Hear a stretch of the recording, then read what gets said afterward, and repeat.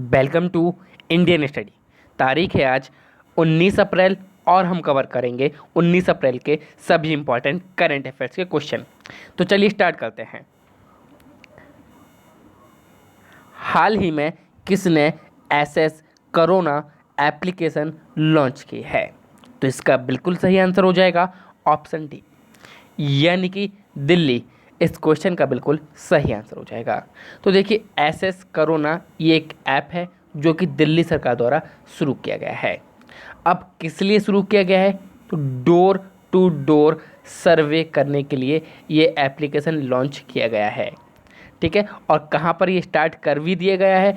तो कोविड-19 नियंत्रण क्षेत्र में ये शुरू भी कर दिया गया है। ठीक है, अब यदि बात की जाए इम्पॉर्टेंट एप्लीकेशन जो कि आपके अभी चर्चित हैं, तो सबसे पहले तो आप बात कर लीजिए आरोग्य सेतु ऐप की, जो कि काफ़ी चर्चा में बना हुआ है और इसने 13 दिन में 50 मिलियन डाउनलोड का भी क्या बनाया है, विश्व रिकॉर्ड बनाया है। उसके बाद बात करेंगे हम राजकॉप, जो कि राजस्थान का ऐप है, जो कि राजस्थान सरकार ने निकाला है। उसके बाद हम बात करेंगे कोरोना वॉच ऐप, जो कि किसके द्वारा बनाया गया है? तो कर्नाटक सरकार के द्वारा बनाया गया है। ये सभी ऐप जो है ना, वो कोविड-19 में काफ़ी इम्पॉर्टेंट रोल निभा रहे हैं, काफ़ी चर्चित ऐप हैं। तो इन सभी को आपको याद रखना है। अब यदि बात की जाए नई दिल्ली या फिर दिल्ली की, जो कि हमारी कैपिटल है भारत देश की, अरविंद केजरीवाल वहाँ के मुख्यमंत्री हैं, अनिल बैजल वहाँ के राज्यपाल हैं, मुख्य न्यायाधीश वहाँ के डीएन पटेल है और राज्यसभा और लोकसभा की सीट क्रमशः 58 और 7 हैं। ठीक है, अब यदि बात की जाए तो दिल्ली में चुनाव हुए हैं, तो वहाँ से क्वेश्चन क्या क्या बन सकते हैं कि कितनी सीट मिली थी आम आदमी पार्टी को? 62। तो हमारे 8 सीटें किसे मिली थी? तो भाजपा को मिली थी। अब यदि बात की जाए यहाँ पर कि जो हमारे अरविंद केजरीवाल हैं वो किस सीट से खड़े हुए थे? तो नई दिल्ली की सीट से खड़े हुए थे। अब यदि बात की जाए किसकी, मनीष सिसोदिया की, वो किस सीट से खड़े हुए थे? तो पटपड़गंज की सीट से खड़े हुए थे। तो ये सभी नॉलेज अभी आपको याद रखनी है, ये काफ़ी इंपॉर्टेंट नॉलेज है आप लोगों के लिए। चलिए चलते हैं दूसरे क्वेश्चन की ओर।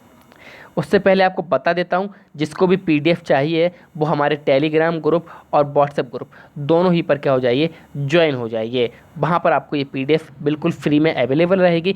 साथ ही साथ आप सभी लोगों से मैं कहना चाहता हूँ, प्लीज़ आप लोग शेयर करिए, ज़्यादा से ज़्यादा वीडियो को शेयर करिए। आप लोगों के लिए काफ़ी मेहनत की जा रही है, तो प्लीज़ आप लोग को भी ये वर्क बनता है, ये आप लोग का मेहनत है कि आप लोग को भी करना पड़ेगा।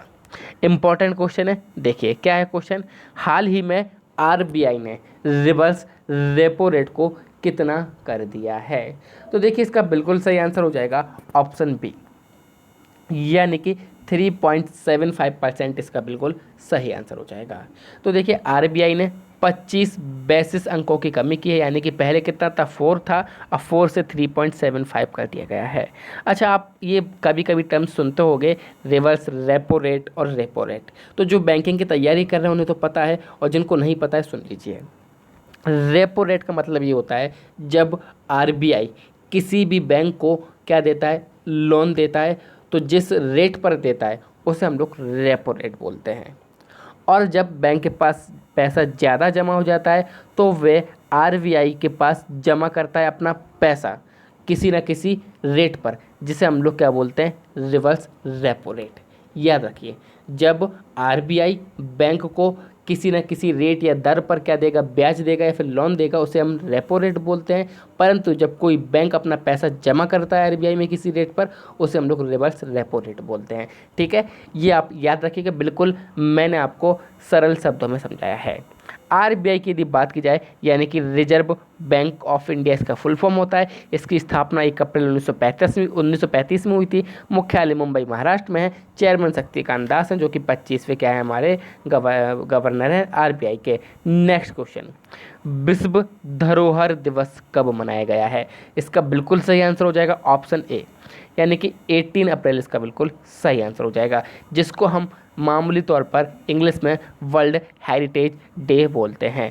अब यदि बात की जाए विश्व धरोहर दिवस या वर्ल्ड हेरिटेज डे की, तो ये यूनेस्को के द्वारा मनाया जाता है।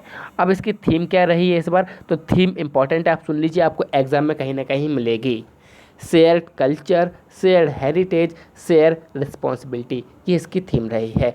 अब जब भी किसी भी इम्पॉर्टेंट दिवस की बात आती है तो हमको सभी दिवस क्या करना होता है, रिवाइज करना होते हैं। तो आप सभी दिवस को कमेंट बॉक्स में बताओगे और सभी लोगों का ये होमवर्क है, सभी को बताना होते हैं, ना कि सिर्फ एक या दो लोगों को।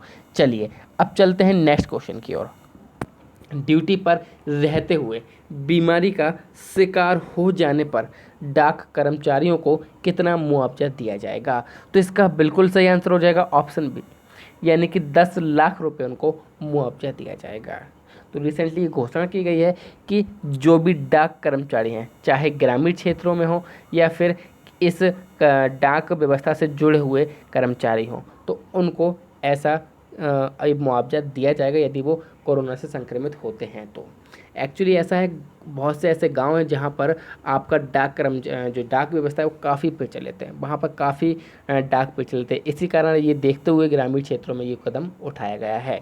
ठीक है, अब यदि बात की जाए भारतीय डाक की, तो इसकी स्थापना हुई थी 1 अक्टूबर 1854 में, नई दिल्ली में इसका मुख्यालय है। कैबिनेट मंत्री, संचार मंत्री कौन है? रविशंकर प्रसाद हैं। नेक्स्ट क्वेश्चन को चलते हैं।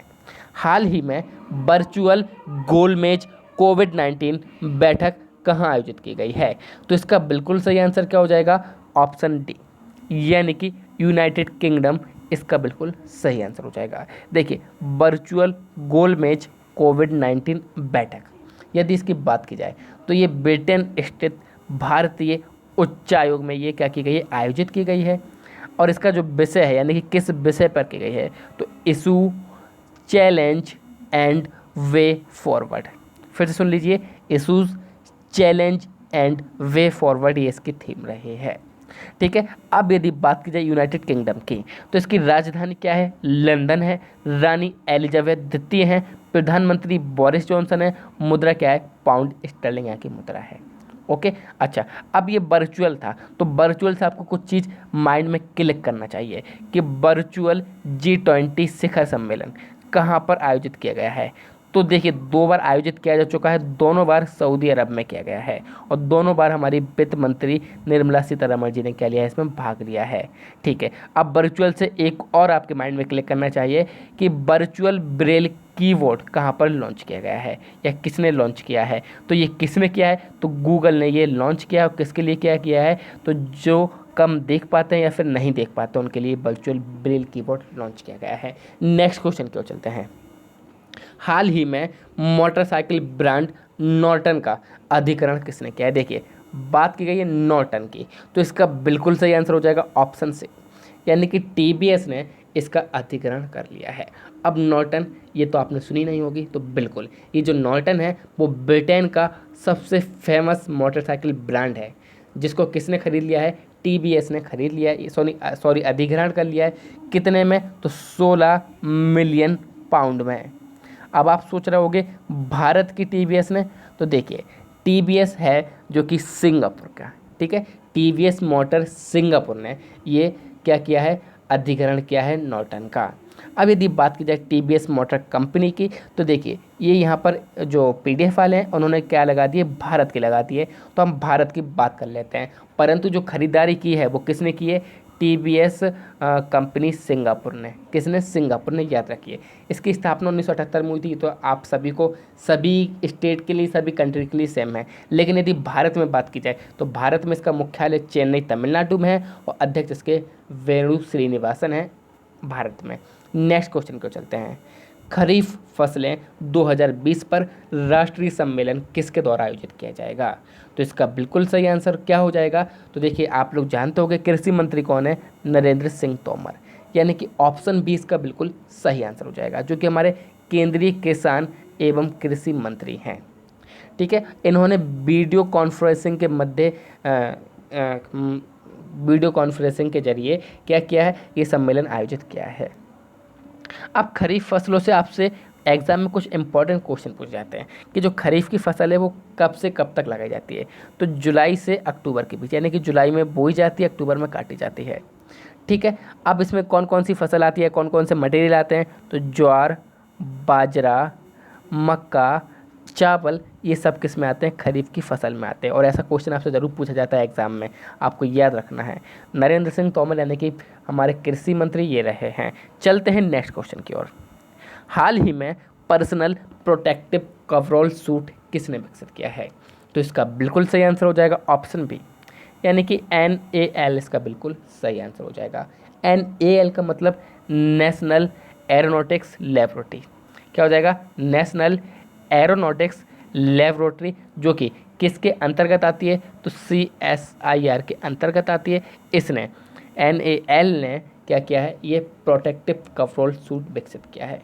अब यदि बात की जाए इस प्रोटेक्टिव कवरऑल सूट की, तो देखिए इसके यदि हम बात करें प्रोटेक्टिव कवरऑल सूट की, तो ये बुना हुआ कपड़े का बना होता है, पहली बात। तो दूसरी बात, इस पे पॉलीप्रोपेनिल, किसकी? पॉलीप्रोपेनिल की लेयर चढ़ी हुई होती है, ठीक है। और ये कम से कम 2 या 3 लेयर का बना हुआ होता है, जो कि स्वास्थ्य कर्मियों के लिए क्या है? लाभदायक है। चलते हैं 9वें क्वेश्चन की ओर। एक दिन में सबसे ज़्यादा खाद्य सामग्री वितरण का रिकॉर्ड किसने बनाया है? तो इसका बिल्कुल सही आंसर हो जाएगा ऑप्शन डी, यानी कि उत्तर प्रदेश इसका बिल्कुल सही आंसर हो जाएगा। तो उत्तर प्रदेश सरकार ने एक दिन में, और वो दिन कौन सा है? तो 16 अप्रैल 2020 को। तो देखिए जो भी उत्तर प्रदेश से बिलोंग करते होंगे उनको पता होगा कि रिसेंटली सभी जो राशन वितरण केंद्र होते हैं वहाँ पर प्रत्येक परिवार के सदस्य को, देखिए एक परिवार को नहीं, प्रत्येक परिवार के सदस्य को 5 किलोग्राम चावल जो हैं वो मुफ्त दिए जा रहे हैं सरकार की तरफ से। और ऐसा 16 अप्रैल को क्या बना है? एक रिकॉर्ड बना है। तो 16 अप्रैल को कितना चावल बांटे गए हैं? तो 1.5 लाख मीट्रिक टन इतने चावल बांटे गए हैं से केवल और केवल उत्तर प्रदेश में। ये एक विश्व रिकॉर्ड बन गया है कि एक दिन में इतने सारे चावल, विश्व तो नहीं भारत का रिकॉर्ड बन गया है कि एक दिन में इतनी खाद्य वितरण क्या किया गया है? बांटा गया है। अब यदि बात की जाए उत्तर प्रदेश की, राजधानी लखनऊ मुख्यमंत्री योगी आदित्यनाथ, राज्यपाल आनंदीबेन पटेल, मुख्य न्यायाधीश DY चंद्रचूड़, राज्यसभा 31, लोकसभा की सीट 80। उत्तर प्रदेश की रहा मैप में। अब उत्तर प्रदेश से यदि आपको बात की जाए तो रिसेंटली 2 क्वेश्चन निकल के आते हैं कि उत्तर प्रदेश ने टीम 11 का गठन किया था कोविड-19 से लड़ने के लिए, साथ ही साथ पूल परीक्षण शुरू करने वाला ये पहला राज्य था। क्या? पूल परीक्षण शुरू करने वाला ये पहला राज्य था। चलते हैं लास्ट क्वेश्चन की ओर।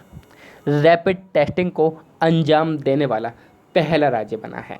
तो इसका बिल्कुल सही आंसर क्या हो जाएगा? ऑप्शन ए, यानी कि राजस्थान इसका बिल्कुल सही आंसर हो जाएगा। देखिए राजस्थान जो है रैपिड टेस्टिंग को अंजाम देने वाला पहला राज्य बन गया है। रैपिड टेस्टिंग क्या होती है मैं आपको पहले ही बता चुका हूँ पुरानी वीडियो में ही कि ये जल्दी से जल्दी, यानी कि बहुत फास्ट प्रोसेस में फास्ट प्रोसेस में टेस्टिंग करना रैपिड टेस्ट कहलाता है। किसकी टेस्टिंग करना? तो कोविड-19 की, ठीक है। अब यदि बात की जाए पहले की, तो पहले से कुछ आपको माइंड में क्लियर करना चाहिए कि रैपिड सैनिटाइजर टनल स्थापित करने वाला पहला भारतीय स्टेशन तो कौन था? अहमदाबाद था। प्लाज्मा थेरेपी अप्लाई करने वाला पहला राज्य तो केरल था। पूल परीक्षण शुरू करने वाला पहला राज्य तो हमारा यूपी था। तो ये 3 अभी रिसेंटली आपको क्वेश्चन याद रखने हैं। अब यदि बात की जाए राजस्थान की, तो राजधानी वहाँ की क्या है? जयपुर है। अशोक गहलोत मुख्यमंत्री हैं। कलराज मिश्र वहाँ के राज्यपाल हैं। इंद्रजीत मोहंती मुख्य न्यायाधीश, राज्यसभा की सीट 10 और लोकसभा की सीट 25, और भारत के नक्शे में ये रहा राजस्थान। नेक्स्ट क्वेश्चन की ओर चलते हैं, यानी कि कल के प्रश्न की ओर। किस देश ने विश्व स्वास्थ्य संगठन की फंडिंग पर रोक लगाई है? तो देखिए इसमें से कोई भी ऑप्शन सही नहीं था, यानी कि नन ऑफ दिस इसका बिल्कुल सही आंसर था, क्योंकि USA ने क्या लगाई है? फंडिंग पर रोक लगाई है। कितनी फंडिंग देता था? तो 50 से 60 million US$ per year US provide कराता था WHO को, ठीक है। नेक्स्ट क्वेश्चन, यानी कि आज का प्रश्न। भ्रष्टाचार के चलते तमस अजान ने इस्तीफा दिया है, वे किस महासंघ के अध्यक्ष थे? इसका सही आंसर आपको कमेंट बॉक्स में बताना है। साथ ही साथ वीडियो आपको पसंद आती है, सीजन आपको अच्छा लगता है तो ज़्यादा से ज़्यादा शेयर करिए, वीडियो को लाइक करिए और सब्सक्राइब करिए इंडियन स्टडी के हिंदी यूट्यूब चैनल को। Thank you all of you. जय हिंद, जय भारत।